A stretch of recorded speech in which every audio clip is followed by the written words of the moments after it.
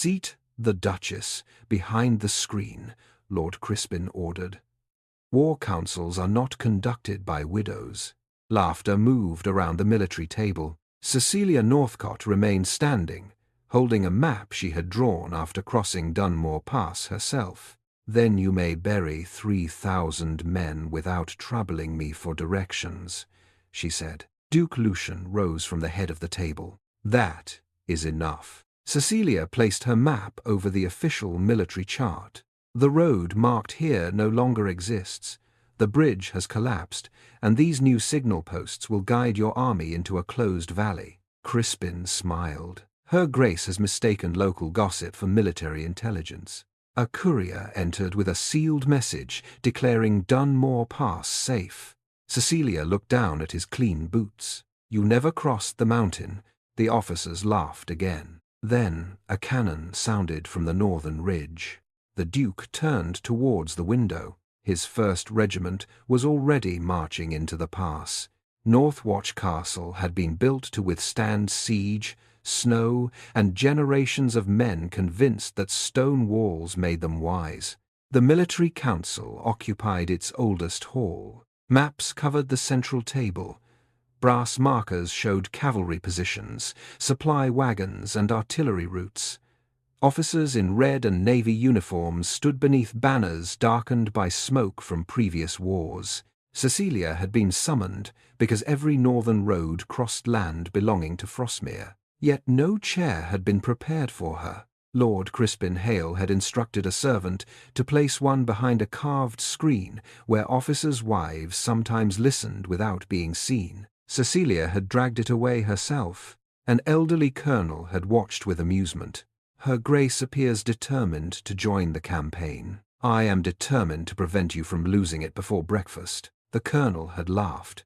Lucian had not. He had studied Cecilia since her arrival. At 41, the Duke of Redhaven had commanded troops through 2 border rebellions.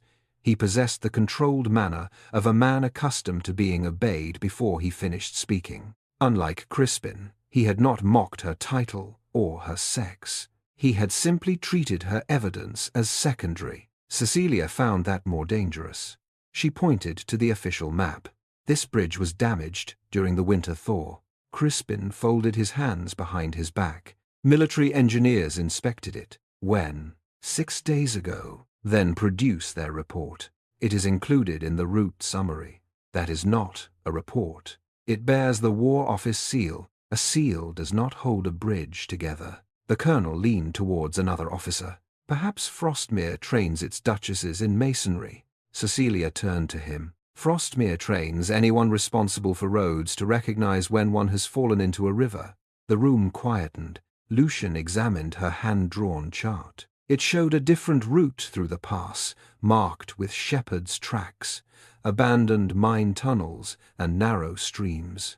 "These paths are not on any military survey," he said. "They were made by people who live there. They cannot carry artillery. The eastern track can carry men and horses. The mine road can carry light wagons. My army includes 12 heavy guns." "Then your army should not enter Dunmore." Crispin stepped forward. "Your Grace, we cannot change the route because a widow has spoken with shepherds." Cecilia's gaze moved to him. "You say widow as though grief erased my ability to measure distance." "I say it because you have no military office." "No, I merely own the roads your military intends to use." Lucian raised one hand. "Enough. The 1st Regiment has already received its orders. Then send a recall." "On what confirmed intelligence?" "My survey." "Your survey has not been verified by the army." Cecilia looked at him steadily. "You require military confirmation before preventing a military disaster. I require evidence that can survive scrutiny. Men will not survive your scrutiny if the valley is closed behind them." Lucian's expression hardened. "An army cannot be commanded by every local objection." "Then command it with a false map and count the dead yourself." Several officers stared at her.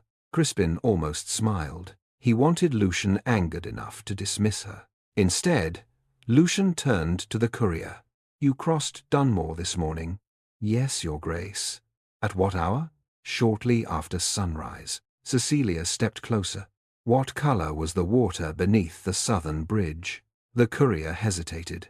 Gray. There is no visible water beneath that bridge in spring. The river runs under black ice. He swallowed. The thaw may have changed it. What did the shepherds call the western stream? I saw no shepherds. You would have passed 3 winter camps. Crispin intervened. This interrogation is absurd. Cecilia pointed at the courier's boots. Dunmore soil is black peat. His boots carry white stone dust from the Northwatch quarry. Every gaze dropped. The courier stepped backwards. Lucian moved first. Guards. 2 soldiers seized the man. He tried to reach inside his coat. A folded paper fell to the floor. Crispin bent to retrieve it, but Cecilia was nearer. It contained a list of signal towers and the times at which they were to display the all-clear lamp. Every tower lay along the route to Dunmore Pass. At the bottom was the seal of the Royal Supply Office. Crispin's office. This is not mine, he said. Cecilia gave the paper to Lucian. No. It merely belongs to the department you control. The cannon sounded again. This time, 2 blasts. Captain Owen Reed's advance regiment had entered the northern approach. Lucian moved to the signal window. Order the western tower to display recall. An officer hurried to the lamp controls. A moment later, he turned. The western line is already showing clear passage. Override it. The mechanism is locked from the central post. Cecilia looked at Crispin. You did not only falsify the map. Someone has taken control of the signals. Crispin's face remained calm. You have proved nothing about me. No. But I have proved your courier lied. Lucian issued rapid orders. Send mounted scouts through the eastern road. Stop the artillery before it enters the valley. Cecilia checked the distance on her map. They will not arrive in time. We cannot move an army on your word alone. You no longer have my word alone. She lifted the false signal instructions. Lucian's jaw tightened. For the first time, doubt had become visible. Not doubt in Cecilia, doubt in his own system. I will send a recall, he said. And while your officers search for a route, they do not know? Cecilia rolled her map. I am going to Dunmore. Crispin laughed softly. With what army? With people who can reach it. Within 20 minutes, Cecilia had gathered 6 mountain riders in the lower courtyard. Daniel Moss, Frostmere's oldest courier, arrived wearing a patched wool coat and carrying a short iron staff. 2 shepherd brothers brought climbing ropes. 4 miners from the abandoned Calder shaft carried lamps, picks, and blasting shears. None wore uniforms. Crispin watched from the steps. This is a rescue party fit for lost sheep. Daniel looked up at him. Lost sheep generally know better than soldiers where not to walk.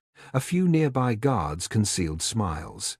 Lucian descended the steps wearing a heavy field coat. I am coming. Cecilia continued tightening her saddle. Your officers require you here. My 1st regiment requires me at Dunmore.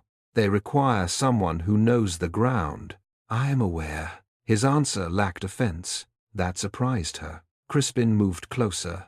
Your Grace, the army cannot see its commander following a woman's hunting party into the mountains. Lucian looked at him. My army may shortly see its commander admit that he should have listened sooner. Crispin's face changed. Lucian turned to Cecilia. You will lead. She met his gaze. Without interference?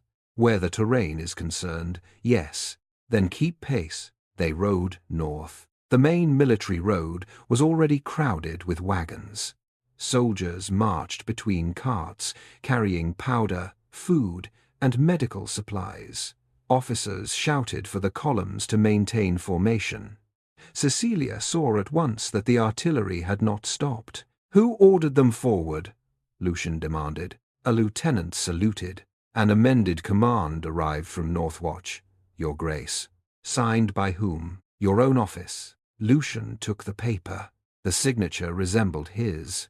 It was not his hand. Cecilia studied the ink. Freshly written. "Someone is issuing commands in my name," he said, "and knows the exact order of your march." Lucian sent riders to halt the rear columns. Then he followed Cecilia onto a narrow track rising above the military road. The wind strengthened. Snow moved across the ridge in thin white sheets. Below them, the 1st Regiment disappeared between the black cliffs of Dunmore Pass. Captain Owen's red banners vanished one by one. Daniel pointed towards a signal post ahead. Its wooden arm displayed the safe route east. "That post has been turned," he said. Cecilia dismounted. The base bore fresh tool marks. "The original direction pointed west," she said. Lucian examined the bolts. "How can you tell?" Lichen grew beneath the old position. He ran one gloved finger over the pale mark. A small detail, enough to redirect 3,000 men. They continued higher. At the next ridge, Cecilia raised her hand. Everyone stopped. A thin copper wire crossed the path at ankle height. One of the miners followed it beneath the snow. "It runs towards the upper slope." Cecilia looked above them. Loose rocks had been stacked along the cliff edge. Powder charges were hidden beneath canvas. Lucian stared at the valley. "They intend to bring down the road after the regiment enters." "Not only the road." Cecilia pointed towards the far side of the pass. Tiny figures moved among the rocks. Riflemen. The enemy already occupied the heights. A horn sounded below. Captain Owen's regiment had seen them. Then an explosion struck the southern entrance. Rock and snow collapsed behind the soldiers. The retreat was sealed. Gunfire began from both slopes. Lucian drew his sword. "My men are trapped." Cecilia opened her map across the saddle. "There is an abandoned ventilation tunnel beneath the eastern ridge. Can it hold a regiment? No. But it can carry a rescue party behind the upper gun position." Daniel shook his head. "The colder tunnel collapsed years ago. The main shaft did. The ventilation passage remained open last autumn. You crossed it?" "Yes." Lucian looked towards the gunfire. "How many can enter?" 30 at most. That will not free 3,000 men. It may reach the charges controlling the eastern slope. She marked 3 points on the map. "If we cut the wires and open the miners' road, Captain Owen can withdraw his men in sections." Lucian summoned the nearest soldiers and placed them under Cecilia's direction. No hesitation remained. Crispin's system had led the army into the valley. A widow's map was now its only path out. The entrance to the ventilation tunnel lay behind a frozen waterfall. The miners broke through the ice while rifle fire echoed beyond the ridge. Lucian studied the narrow opening. "You expect us to crawl through that? You may wait outside and explain rank to the enemy." He removed his sword belt. "After you." The tunnel was low, wet, and almost completely dark. Cecilia moved first with a miner's lamp. Lucian followed close behind. At one point, the passage narrowed until his shoulders struck both walls. "You omitted this detail from the map," he said. "I assumed a military commander understood that ventilation tunnels are not ballrooms." Despite the danger, he almost laughed. Then the earth shook. Dust fell from the roof. Another charge had exploded. The miner behind them whispered a prayer. Cecilia kept moving. After 20 minutes, the passage opened into an abandoned chamber above the eastern side of the valley. Through a crack in the stone, they could see Owen's men below. The soldiers had formed defensive lines around the artillery. Several wagons burned. The false route had delivered them into a killing ground. Cecilia located the powder wires running along the outer wall. "Cut only the blue line," she told the miners. "The black one may trigger the upper charge." Lucian crouched beside her. "How do you know?" "The blue wire is newer and runs towards the road. The black line disappears beneath the ridge." One miner reached for his shears. A shot struck the stone beside his head. Enemy riflemen had seen them. Lucian drew a pistol and returned fire. Work. Quickly. The first wire was cut. Below, the charge beneath the miner's road failed to ignite. Cecilia lit 3 lamps and arranged them in a broken triangle. Captain Owen looked up. He recognized the emergency mining signal. Eastern Road open. Withdraw by companies. The first group began moving. Cecilia changed the lamps. Leave artillery. Save men. Lucian saw Owen hesitate beside the guns. He will not abandon them. Then order him. Lucian took the lamp himself and repeated the signal. Owen finally obeyed. Men began climbing towards the miners' road. The enemy shifted its fire. Cecilia noticed movement above the tunnel entrance. A figure in a military supply coat stood beside the remaining powder lines. He was not an enemy soldier. He wore the insignia of Crispin's office. Before Cecilia could warn the others, he pulled a firing cord. The upper ridge exploded. Stone crashed towards the escape road. Lucian threw himself over Cecilia as the chamber shook. The lamp went out. When the dust cleared, half the passage had collapsed. The rescue party was trapped underground. Outside, Captain Owen's soldiers were still climbing towards a road, now buried beneath falling rock. Cecilia pushed Lucian's arm aside and found the surviving lamp. Blood ran from a cut above his eye. "Can you stand?" she asked. "Yes." One of the miners examined the blocked passage. "We cannot return the way we came." Cecilia unfolded her damaged map. "There is another exit." Daniel stared at the line beneath her finger. "That tunnel opens above the northern powder store." "Yes." "The enemy will be guarding it." "Yes."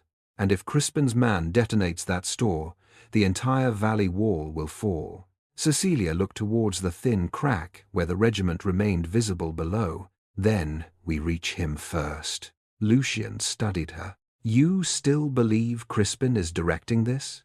"The false orders came from his office. His courier lied. His insignia is on the man controlling the charges. That is evidence of conspiracy. Not yet evidence that will survive your precious scrutiny." He accepted the rebuke. "What do you require?" "A living witness." "And if he refuses to surrender?" Cecilia took a miner's pick from the ground. "Then we prevent him from killing the regiment and find another witness later." A signal flashed from the valley. Captain Owen's men had stopped moving. At the northern entrance, another military lamp had appeared. It displayed a new command bearing Lucian's authority. "Remain in the valley. Reinforcements approaching." Lucian stared at the false signal. "No reinforcements are coming." Cecilia looked towards the dark tunnel ahead. The trapped regiment was obeying an order designed to keep it in place until the final charge fell. She lifted the lamp. "Then we have 10 minutes to reach the powder store and prove to 3,000 men that their duke's orders can no longer be trusted." The northern tunnel descended sharply beneath the ridge. Cecilia moved first, holding the lamp low enough to illuminate the rails once used by mining carts. The passage smelled of damp stone and old powder. Behind her, Lucian helped 2 injured miners over the collapsed floor. "How far to the northern store?" he asked. "Half a mile. We have less than 10 minutes. Then speak less." He accepted that without argument. The tunnel divided ahead. One passage continued north. The other climbed towards a narrow shaft marked on Cecilia's map with a faded cross. Daniel studied the walls. "The northern route is shorter." "It is also trapped," Cecilia said. "How can you know?" She pointed towards the dust. "No rats." Lucian looked at her. "That is your evidence?" "Rats avoid fresh powder." A miner knelt and found a thin wire running beneath the rail. Cecilia led them into the climbing shaft. It was steeper and barely wide enough for one person at a time. Lucian pushed from behind when the injured men struggled. Above them, the mountain shook again. The final charges were being prepared. At the top of the shaft, Cecilia extinguished the lamp. Voices sounded beyond the iron grate. 2 men stood inside the powder store. One wore enemy colors. The other wore the dark supply coat of Crispin's office. "The Duke's false command has stopped the withdrawal," the supply officer said. "Then fire the ridge." "Not yet. Hale wants Red Haven alive long enough to be blamed. Cecilia glanced towards Lucian. His expression hardened. The enemy soldier laughed. And the Duchess? Dead beneath the mountain, preferably with her map. The supply officer placed a pocket watch beside the firing device. 3 minutes. Cecilia examined the room through the grate. 6 powder barrels stood against the far wall. Copper wires connected them to the ridge charges. The firing lever was beside the door. Reaching it directly would expose them. She pointed towards a rusted drainage pipe running above the barrels. Lucian understood. If we break it, water floods the powder. Only the nearest barrels. Enough? Enough to interrupt the firing line. He removed the metal buckle from his belt and handed it to a miner. "Can you open the grate?" The miner inserted the buckle into the lock. The first attempt failed. Inside, the supply officer reached for the lever. The lock finally broke. Cecilia pushed through first. She threw the miner's pick at the drainage pipe. It struck the iron joint. Water burst across the nearest barrels. Lucian seized the supply officer before he could pull the lever.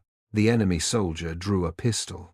Daniel struck his wrist with the iron staff. The shot fired into the ceiling. Stone fragments rained across the room. The supply officer struggled beneath Lucian. "You cannot stop the other charges." Cecilia followed the wires. One remained dry. It ran through a sealed opening towards the upper ridge. She cut it with the blasting shears. Outside, no explosion followed. Lucian dragged the officer upright. "Your name." The man spat blood onto the floor. "Major Stephen Voss, Royal Supply Office." Voss smiled. Until tonight, Cecilia took the false command papers from his coat. They carried copies of Lucian's signature and the same coded stamp used on the map. "Who gave the orders?" she asked. Voss remained silent. She looked towards the burning fuse box. "Answer quickly. The powder beneath your feet does not care which office employed you." His smile disappeared. "Lord Crispin Hale." Lucian's grip tightened. What was the purpose? To destroy the regiment, close the pass, and delay northern supplies. For the enemy? For contracts? Voss laughed bitterly. "Your war would have lasted another year. Hale's companies would have supplied food, iron, and replacement guns." Cecilia looked at Lucian. There was their living witness. Now they had to keep him alive.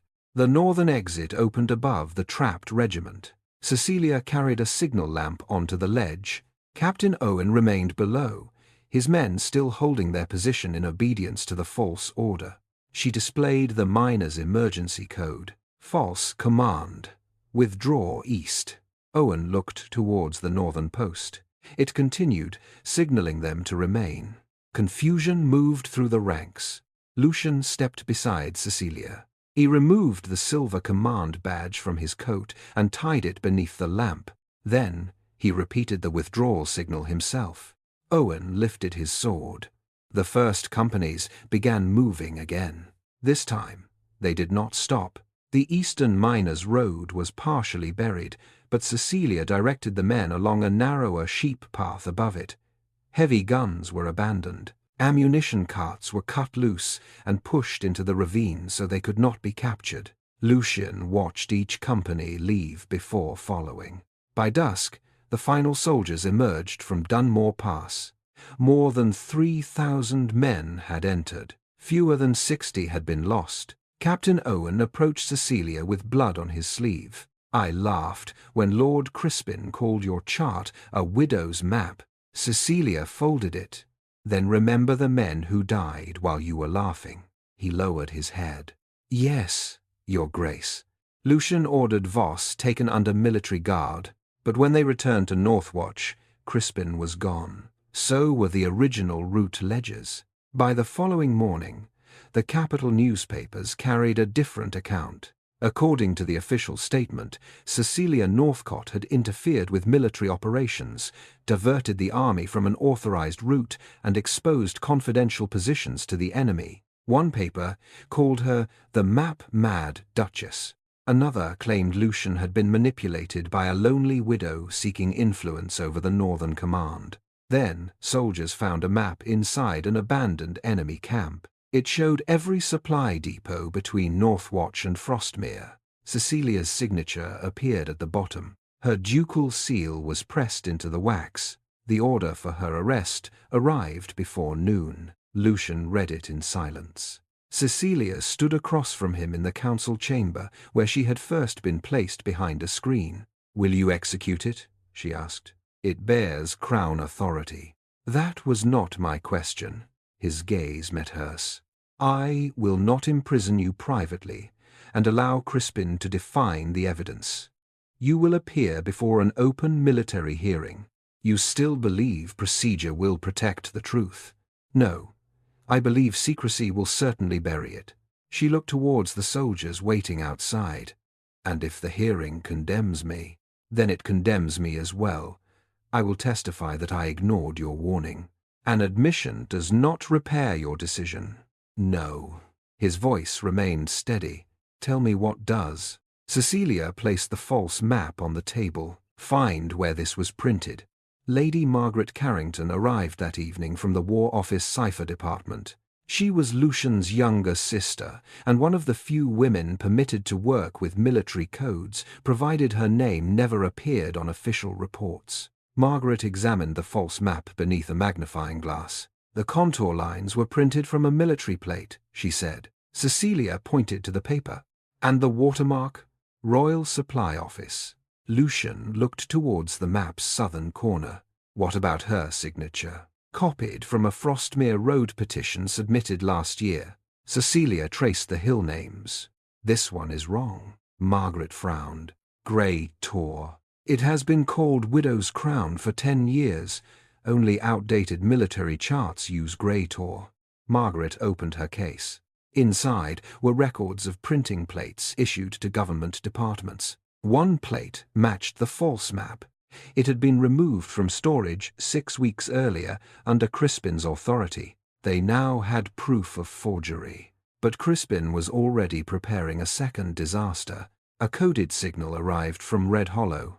The entire northern supply convoy had been rerouted through the snow basin. It carried food, ammunition, and 400 civilians evacuated from the border villages. Cecilia read the signal sequence twice. "The rhythm is false." Margaret looked at her. "How can you tell?" "The third lamp pauses too long. It is imitating a Frostmere code from an old manual." Lucian moved towards the door. "We send a recall. The northern stations are controlled by Crispin's men. Then we ride." The military hearing was due to begin in 1 hour. If Cecilia fled, Crispin would call it proof of treason. If she remained, the convoy would enter Red Hollow before sunset. She rolled her map. "Let them begin without me." The hearing chamber was full when Cecilia entered not through the side door for noblewomen, but through the central doors. Crispin stood before the panel. He had returned under diplomatic protection, claiming he had traveled to secure reinforcements. "The Duchess's interference cost the army valuable artillery," he said. "Her private maps reached the enemy, and her emotional influence over the Duke of Redhaven compromised military discipline." Officers who had laughed at Cecilia during the first council now watched without expression. Lucian sat at the command table. He had placed a second chair beside his. Cecilia did not take it. She stood before the panel. Crispin lifted the forged map. "A duchess may inherit a name. She cannot inherit military judgment." Cecilia placed the original route ledgers, Voss's confession, and Margaret's printing records on the evidence table. "No, judgment must be demonstrated." She began with the courier's white quarry dust, then the rotated signal posts, then the powder wires, then the payment records found on Voss.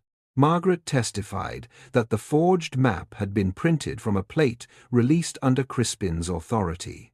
Daniel Moss produced copies of village reports that Crispin's office had rejected months earlier because the senders held no military rank. Crispin laughed. "Local complaints, damaged paper, and testimony from laborers. This is not proof of treason." "No," Cecilia said. "It is proof of your method." She turned to the panel. He removed warnings because the people who sent them lacked rank. He replaced them with official lies because he knew you would trust a seal before a shepherd. Crispin's composure weakened. Lucian rose. I ordered the army forwards after the Duchess warned me. That responsibility is mine. Crispin seized the opening. You hear him. She influenced the command. Lucian faced the officers. She did not confuse herself with a general. We confused rank with knowledge. The chamber fell silent. Cecilia placed the false red hollow signal on the table. There is no time to vote on my innocence. The chairman frowned. What do you mean? A convoy carrying hundreds of civilians is entering Red Hollow under another false order. Crispin's hand moved towards the edge of the table. Too quickly. Cecilia saw it. You know because you sent it. He turned towards the guards. Arrest her. No one moved. Lucian removed his command sword and placed it on the table. If the panel wishes to continue debating, it may do so without its northern commander. He looked towards Cecilia. Lead us. Snow began falling before they reached Red Hollow. The convoy stretched across the basin below. Supply wagons, infantry escorts, and carriages carrying families. Cecilia saw disturbed snow along the western ridge. Charges. The hollow had been prepared for an avalanche. Crispin intended to bury the convoy and blame her map. She guided Lucian's riders through a dry riverbed hidden beneath the eastern bank. The route was narrow but protected from the ridge. They reached the convoy commander moments before the first blast. Snow broke loose above them. Cecilia ordered the wagons into the riverbed in single file. Lucian rode along the line, repeating her instructions, never altering them. The avalanche struck the main road behind the final carriage. Crispin was found at the signal station above the hollow, holding the firing device and wearing a traveling cloak. He tried to claim he had come to stop the attack. Margaret produced the code sheet found inside his case. It matched the false signal. Voss identified him before the assembled officers. Crispin was arrested in front of the very civilians he had intended to sacrifice. Months later, Cecilia chaired the first meeting of the Independent Border Survey Commission. Shepherds, miners, engineers, couriers, and officers sat at the same table. No warning could be erased because its author lacked a title. No military map could be approved without verification by people who had crossed the land it described. 2 equal chairs stood at the head of the room. Lucian waited until Cecilia selected hers before sitting. After the meeting, he found her rolling a new survey map. May I invite you to dinner without first requiring a military emergency? That depends. On what? Whether you are prepared to listen before the danger appears. He glanced towards the chair beside hers. That is precisely what I am learning. Cecilia considered him. Then she handed him one end of the map. Dinner after we finish marking the winter roads. Lucian took it. She walked from the hall through the main doors. No screen concealed her. No officer laughed, and the Duke followed beside her, not because rank placed him there, but because he had finally learned that leadership began by recognizing whose knowledge could save everyone in the room.